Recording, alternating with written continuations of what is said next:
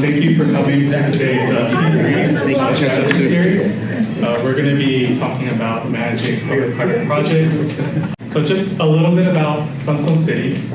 We are an economic development consulting firm. We've been hosting these P3 strategy series to highlight our partners and experts in the public-private partnerships field. And our three services that we provide at Sunstone Cities are staff augmentation, economic development consulting, and public infrastructure financing solutions.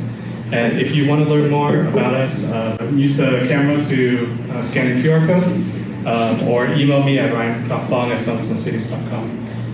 And then I'll pass it over to our speaker for today. Thank you so much. Hello everyone, good afternoon. My name is Bahram Solhjou. I'm currently a principal project manager for Los Angeles County, previously a project manager for the city of Long Beach. Excited to be here. Today I'll be having a presentation about private and public partnerships, and I'll be focused on sustainability projects. So my focus will be on sustainability projects. I know there are several types of partnerships that may happen. My focus is primarily on battery storage projects, solar projects, and EV chargers. So what I present will be narrowed down to these three subjects today. And I'll be talking about some benefits that these partnerships will provide for the cities and counties and in general public agencies. Main benefit is usually the initial capital that has to go towards these projects, and then there are two types of tax benefits that public agencies get from partnering with private sectors. Cities usually have a limited budget, and basically for bigger investments, $20–30 million in case of our solar project in Long Beach, it's really hard to come up with that initial investment for a city. So what we do, we usually want to partner up with private sector to start that capital going and then get it started with design and construction of the project. Public agencies are usually tax exempt, so a lot of these sustainability projects from the get-go, they get tax credits, right? When you buy all the solar panels, there is tax credit that will be immediately reimbursed to the agency. Also, as the project starts and we start utilizing these assets, in the next 5 to 10 years, I should say, these assets will depreciate, and that contributes to more tax credit. Guess what? If you're a public agency, you cannot use this, right? Because you're not paying tax. But with the right partnership, these tax savings will be transferred to the agencies. Also, when you're partnering with private sector, they're usually doing a single line of business. They're specialized in battery storage, they're specialized in EV chargers, or whatnot. And they do the design process very efficiently. They're usually knowing the building and safety departments. Their design is efficient, their design is quick, their construction is efficient, and their project management and maintenance of the assets will also be very much more efficient than otherwise. So the human asset in these private sectors will also help the government agencies. It also reduces risk by doing these partnerships, because if it's a revenue sharing, it means that if there is a revenue, we share, right? Or if it's a power purchase agreement, to us project managers, risk is anything that is unknown. It might be a good risk or a bad risk, right? So these partnerships will reduce both risks, good risk and bad risk. So that will provide a safety net for the public agencies, that they're like, okay, they're entering into this 20 to 30 years PPA. The price for kilowatt hour of the power is there on day one. So for this specific site, you know for the next 30 years, how much are you paying for your electricity? That's reduced risk to me, because you don't have to have floating rates based on what PUC or the utility company decides. And also potential for using grants. Believe it or not, the main driver of these type of projects are usually grants. Someone decides to give up a grant, there is a lawsuit settlement, or public agency, another public agency is giving up money. Guess what? Who knows about it first? The private sector, who has the best interest in investing those grants.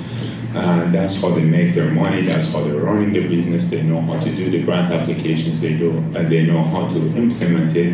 And again, with the right partnership, I want to put a huge emphasis on the right partnership portion of it.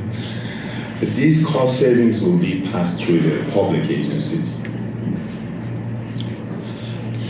One of the things that are usually being overlooked is the residual value and the side benefits of these projects. I'm going to give a few examples. For example, we're doing a solar project. Those canopies will go up there, right? They provide shade to everyone. No one even sees it because it's not a cost saving, but it's an actual benefit that the residents of the city will take, will benefit from. Or you're otherwise installing those solar panels on the roof. Guess what? The solar company has to replace the roof on day one of the project. And when something like this happens, you're saving on your maintenance costs because that roof will be intact for the next 30 years, or otherwise you might have to replace it. Or for battery storage projects, with a little bit of investment, you might be able to make those batteries inside the site work as your backup power, right? You just need to install that additional ATS there and make it a source of more stable power in case the utility disconnects the power. So these side benefits are always there. And guess what? At the end of the 20 to 30 years term of these projects, I use this example because that was typically our term with these kind of projects vendors. The asset is not completely depreciated in their value. The panels are still working, the conduit is still fine. Everything more or less has another 50 to 60 years left on it. The contractor has no motivation to remove them because they can't resell it and they have to patch and fix the site. And even if the cities have to make an investment to repair the remaining ones, for example, it's battery storage. The batteries reach their life expectancy at the end of 25 years, right? You can fix them or you can replace just a component of the system and continue utilizing the rest of it. Okay, so that's residual after 25 years is a value to the cities, but there is no value to the contractor. So the cities can benefit from the residual value, which is obviously being, done further down the road, but this adds an additional benefit. I want to also talk about some of the challenges. Most important thing, we have to find the right partner. With these sustainability projects, it's not a traditional contract who does the job and leaves, and the job is under warranty for a year. These are an ongoing partnership, so you gotta do everything you can while writing the solicitation documents and while writing the contract to partner up with the right people. And you actually want to filter out the most amount of bad partners. Okay, that should be the first goal in any of these partnership agreements. For City of Long Beach, we had the experience of 2 solar companies going bankrupt before they submit plans to building and safety. Although we didn't lose any money, our time was wasted, right? So we don't want that. Worse, if they install it and they go bankrupt. Sure, now we technically own it, but we have to deal with a system that we don't necessarily know how to operate it. So it's really important to write the solicitation document in a way that you partner up with the right people. And then there will also be legal challenges along the way. A lot of times when private entity invests in public agencies, they're also getting a loan from somebody. And guess what? Those will introduce additional stakeholders to the situation. Now the investors have their own limitations. So by doing that, you're introducing more and more limitations to your construction. Sometimes they need an easement. It's not easy for us to give up that easement as a public agency, or they will need their own terms and conditions on the ownership. Also, liabilities now become an issue. But what if someone hits their car to solar canopy? Is the city responsible or the solar company responsible? What if there is a fire on the site and the batteries contribute to this fire on the site? Who's going to be responsible? So it's important that while doing these partnerships, you have a good legal team working on it. And in Long Beach, we ended up having a third-party consultation. Although we have very good attorneys in our team locally, we still hired a third-party consultation to review our PPA. Now the question is, should we own or should we rent, basically, or go with private entity ownership? There are pros and cons to both of them. Okay. Obviously, when you own your system, the path is straightforward. You got to see it from a government agency's perspective. We are always comfortable doing what's in our norm, right? Owning something, designing it, building it, but that's not always the best path, especially for bigger projects. With the smaller projects, these projects sometimes have limitations to our sites, right? So we don't want that. When we have a solar canopy in our site, we probably give a commitment to not do anything else on that site for the next 2 to 3 decades. But if you're owning the system, we have more flexibility on it. So, but are we going to be able to do it the best way if it's our first solar project? Is the design going to be the most efficient design? Is the construction going to be the most efficient construction? Or is it even going to be cheaper? Because the word out there is that if these companies can make money off of it, why can't we? A big portion of it is because sometimes those companies are doing it more efficiently, and always they're using tax credits, where we as public agencies, we're not entitled to that. So when you're taking into consideration on how to do these things, a lot of times it may be a good idea to bundle a number of small projects into one big program and bid it out, for example. Because for a small project, there are not a lot of traction from the private sector. And that's what we did in the city of Long Beach. We combined 11 sites into one big solar PPA, and we went out to bid on it. With that, I'm ready for taking questions. All right, thanks, Bahram. And for those of you who don't know Bahram, he within the engineering team, within the public works department in the city of Long Beach, at the convention center, I believe it was, did one of the very first battery storage projects in California for public agencies, which led to all kinds of different benefits in ongoing cost savings and efficiencies, in addition to some of those environmental benefits and other policy goals that the city had. And so that's how first came into contact with Bahram, and then of course some of these other projects now that he's leading across the biggest county in the country, Los Angeles County.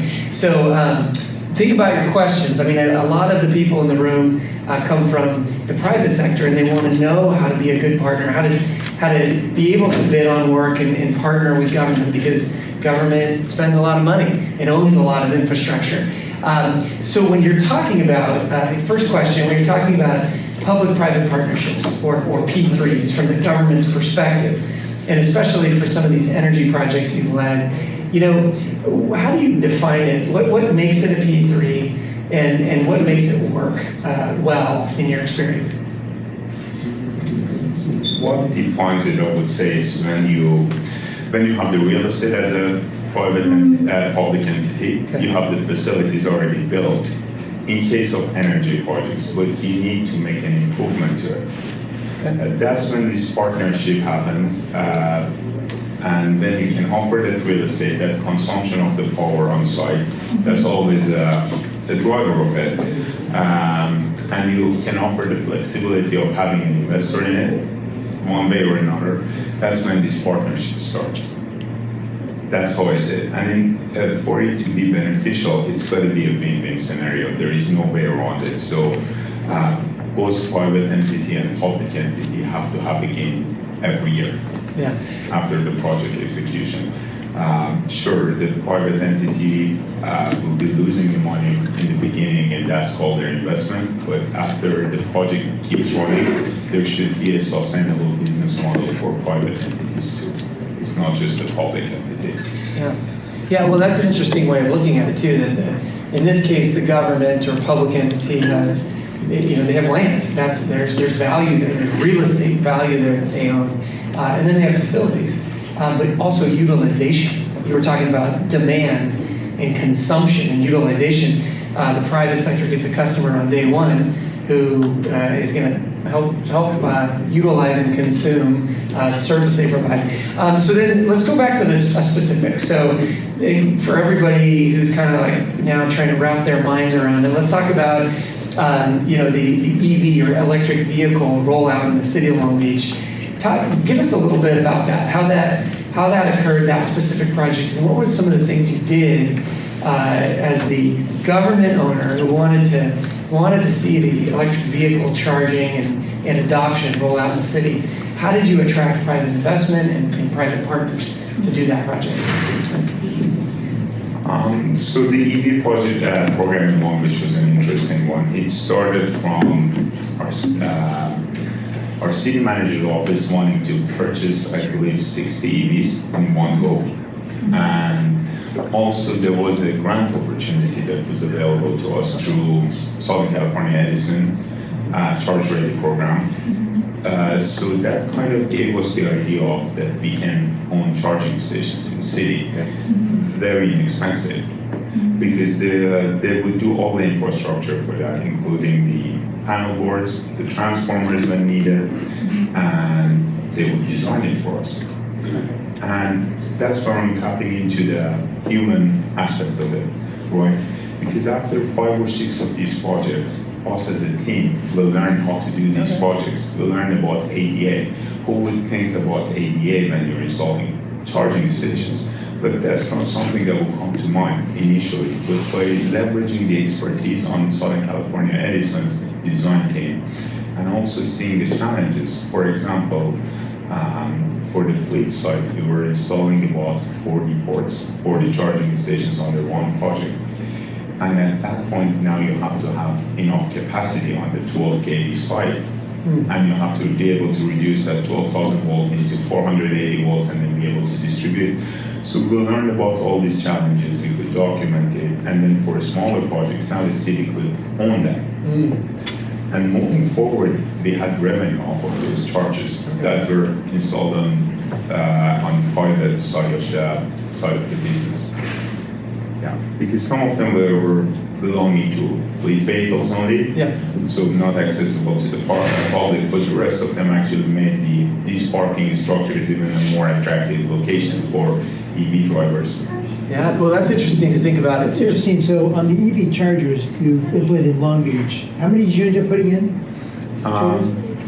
The program was for 250. I installed about 115 of it during my time in Long Beach. It was a 5-year plan. These are like public parking garages or in many different places, or how's it distributed?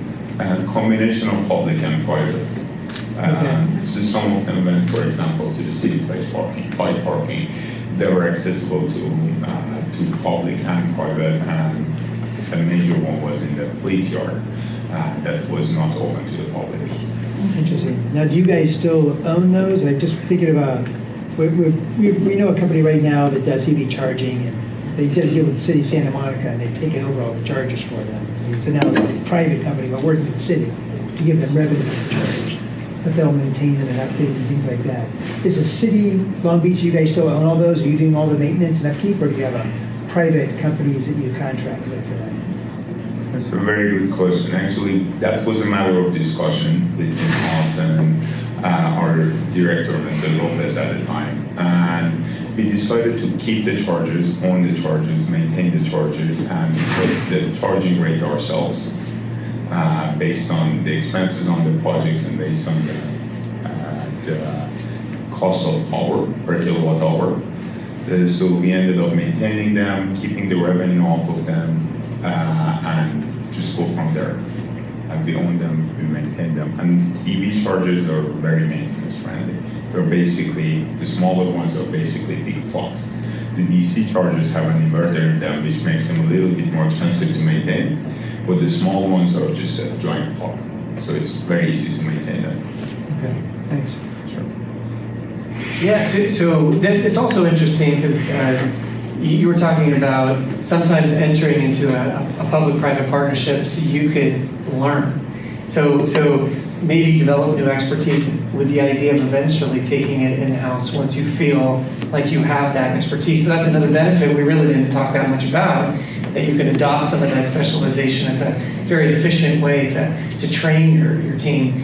The other thing that we didn't pick up earlier is that there's revenue opportunity in these P3s. So, you take a parking garage, there's parking revenue, we all know about that, but perhaps when you need to pay for something, maybe the city wanted to pay for its own fleet chargers, well, that's a cost. However, if you put publicly facing chargers in your garage, that could be a revenue. So you can both reduce expense and also increase revenues through these relationships. Make it cost neutral. So we're going to ask for some other questions, but one of the things that we wanted to ask you is about the risks and risk sharing. And so I got this question from somebody in advance. What risks do you say? Because you're now LA County, you're in a big government, and there's probably some risks you always want the private sector to have. What have you learned about that in terms of which risks do you think the private sector is better at managing versus risks that you think the public sector is better at managing? The private sector, they cannot take risks, right? They cannot take risks using their asset in order, which is pretty low risk when you're dealing with a public agency, right? Because we usually own our facility, so they're not installing their assets somewhere that is a rental, for lack of a better term. So their asset is safe there. The biggest risk that public agencies cannot do is they cannot, at no cost, they cannot do anything that's unregulated or uncompetitive. Okay. So that's one thing that we should always be aware of. That we cannot ask a public agency to sign a sentence that their city attorney is not comfortable with. No matter how beneficial the rest of the contract is, that sentence, and that literally happened in the battery storage project. That was almost killing the project because the city attorney's office were not comfortable with a clause about the responsibilities. So cities cannot take that kind of responsibilities. And I'm feeling that public agencies want to have their assets safe. That's what I felt, that the most important thing for them is to keep their investors happy. And the most important thing for those investors was that this asset is safe. They constantly have access to it, and the sites will always be operational, and there will always be a demand for the power that's being generated off of this. Okay, yeah, and it really is interesting how the priorities, but also the challenges, because of the private sector is maybe answering to their investors, and they want to make sure that the government doesn't change the rules on them and seize their assets. But on the public side, you have these other competing priorities, whether it's of public interest. They also don't want to see the private sector taking advantage of the public resource or asset unfairly. So it's really interesting to see that they have different priorities, but when they line up, it can also be incredibly beneficial to both parties. So I wanted to, anybody from our group here, we have a different format this week with Bahram because we were able to sit at the table and ask questions. We got a few from Mike. And what questions do you have? Jasmine, what kind of questions do you have about P3s? Actually, thank you for sharing those details. I think this is really helpful for people like from the private sectors to learn more about how it works. I just very interested to know how it works from the public sectors. What the decision process will look like, and also we work for internal services department, and you just mentioned other parties from the public sector. So let's just use maybe one example and to talk about which parties will be involved in one project and what department. I just mentioned about the churning team and also city manager. So it looks like there are so many people involved and different departments. So tell us a little bit how it works. Okay, simple way. Good question. I try to answer it very quickly because that's probably 6 months worth of work. Initially, we need to have an interesting enough looking business plan. So that's what initiates all of this, to see a business plan that is like, okay, you'll be saving this much. So that will be our initial argument. And then from there, we try to understand our limitations and what it is that the private sector is proposing. And then from there, we have, whether it's BPO, Department of Public Works, or other departments who is hosting this project, they will need to be able to justify it. And then there will be two major stakeholders here that can make or break this project. One of them will be the city attorney's office, because they understand the limitations and they understand the legal aspects of it. And then the second one will be the city council or the county council, depending on the government agency, because these things have to be publicly voted on. Okay, and that's also another make or break. So I would say internal developments first in the departments, whatever department is hosting it. Have some presentation, even have some initial designs on it, conceptual designs on it, a draft of the contract, and city attorney's office, city council, and then we'll go to execution. And there's, it's oftentimes people will ask me, why does the government have so many rules? Why is there so many rules? And I would always tell the private sector partners, well, it's the private sector that writes the rules. It's every time there's a protest, maybe we award the contract to company A. Well, company B didn't get the contract, so they go to their council members or their county council, and they say, I'm going to protest. And so then they have to stop the procurement. They have to slow it down. There's usually a 10-day appeal period. And sometimes they say, hey, we agree with the complaining party. We're going to rebid it again, and we're going to write new rules to guide the process this next time. But oftentimes the rules are written by competitors in the private sector who want either give themselves an advantage or make it harder for their competition to get the contract. So many times the government agencies don't necessarily have the expertise in-house. The rules and these changes in legislation and policies are actually coming from the private sector because they're competing with each other to get the deal. So any other questions? We have about a minute left. Harry, you're front, and then we'll go Hiram. Just real briefly, talking about risk. On a 30-year contract, how do you deal with the risk of inflation? Do you just put in a cost of living increase or process, or do you do something else? That's a good question. So for 30 years power purchase agreements, usually the cost of power is initially in the contract, all of those escalations. And how these companies come with these numbers is basically based on the tax credits that they're getting. So you usually see kind of a drop after 7 years, because that's where the price won't go up as aggressively. Basically, it's the interest on their asset, their maintenance costs, and whatever is remaining on their asset on the contract. So for the 30 years, there is a gradual escalation each year on the cost. It's usually in the form of percentage, but it's not linear. The first 5 to 7 years is usually more aggressive, and then from there, it's more stable. Interesting. Yeah. Yeah. Well, and Hiram, you had a question. Yeah. Maybe round us out. Just so thank you for the presentation. So can you share an example, it doesn't have to go into too much detail, but an example of how a P3 works from the financing perspective, or bringing a private capital partner into a project, and then what the time frame looks like for those projects to go from inception to that execution phase? So on the private side, this is more or less the conversations that I had with my partners, the other project manager. So I have basic understanding of how financing works for them. They propose something to their partners as they're proposing or their investors as they're proposing something to us as their clients. So they run their numbers. Again, I want to put a huge emphasis on the residual values after each year and also the tax credits after each year, especially for the first 10 years. And then their projected revenue off of this. So this is how they propose it to their investors. That is my understanding from my interaction with them.